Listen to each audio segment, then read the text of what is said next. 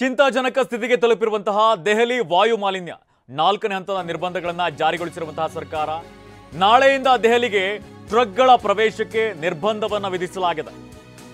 10 ಹಾಗೇನೆ 12ನೇ ತರಗತಿ ಬಿಟ್ಟು ಉಳಿದಂತಹ ತರಗತಿಗಳಿಗೆ ಆನ್ಲೈನ್ ಕ್ಲಾಸ್ ಅನ್ನು ನಡೆಸಲಾಗುತ್ತೆ. ಕಟ್ಟಡ ಕಾಮಗಾರಿಗಳನ್ನು ಸಂಪೂರ್ಣವಾಗಿ ಸ್ಥಗಿತಕ್ಕೆ ಆದೇಶವನ್ನು ಹೊರಡಿಸಲಾಗಿದೆ. ದೆಹಲಿ ಮುಖ್ಯಮಂತ್ರಿ ಅತಿಶಿ ಮರ್ಲೇನಾರಿಂದ ಆದೇಶವನ್ನು ಹೊರಡಿಸಲಾಗಿದೆ. ಮೊನ್ನೆ ಅಷ್ಟೇ 5ನೇ ತರಗತಿ ತನಕನೂ ಕೂಡ ಆನ್ಲೈನ್ ಕ್ಲಾಸ್ ಅನ್ನು ನಡೆಸೋದಕ್ಕೆ ಸೂಚನೆಯನ್ನು ಕೊಟ್ಟಿದ್ರು. ಹಾಗೇನೆ ಕಟ್ಟಡ ಕಾಮಗಾರಿಗಳನ್ನ ನಿಲ್ಲಿಸಬೇಕು ಅನ್ನೋರು ಕೂಡ ಸೂಚನೆಯನ್ನು ಕೊಟ್ಟಿದ್ರು. ಈಗ ಮತ್ತಷ್ಟು ಕಟ್ಟುನಿಟ್ಟಿನ ಕ್ರಮಕ್ಕೆ ದೆಹಲಿ ಸರ್ಕಾರ ಮುಂದಾಗಿದೆ. ಉಸಿರಾಟದ ಸಮಸ್ಯೆ ಆಗ್ತಾ ಇದೆ, ವಾಯು ಮಾಲಿನ್ಯ ಹೆಚ್ಚಾಗ್ತಾ ಇದೆ. ಈ ಹಿನ್ನೆಲೆಯಲ್ಲಿ ಮುಂಜಾಗ್ರತಾ ಕ್ರಮವನ್ನು ಕೈಗೊಳ್ಳೋದಕ್ಕೆ ಸರ್ಕಾರ ಮುಂದಾಗಿದೆ. ಇನ್ನೊಂದು ಕಡೆಯಲ್ಲಿ ಚಳಿಗಾಲ ಆಗಿರೋದ್ರಿಂದ ಇನ್ನಷ್ಟು ವಾಯು ಮಾಲಿನ್ಯ ಬಿಗಡಾಯಿಸುತ್ತೆ. ಈ ಹಿನ್ನೆಲೆಯಲ್ಲಿ ಕಟ್ಟುನಿಟ್ಟಿನ ಕ್ರಮಕ್ಕೆ ಈಗ ಮುಂದಾಗ್ತಾ ಇರುವಂಥದ್ದು 4ನೇ ಹಂತದ ನಿರ್ಬಂಧಗಳನ್ನು ದೆಹಲಿ ಸರ್ಕಾರ ಜಾರಿಗೊಳಿಸಿದೆ.